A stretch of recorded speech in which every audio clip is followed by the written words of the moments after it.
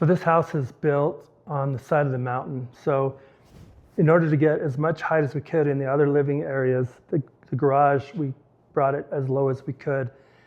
And to do that, we had to have a garage door that was really tight to the ceiling.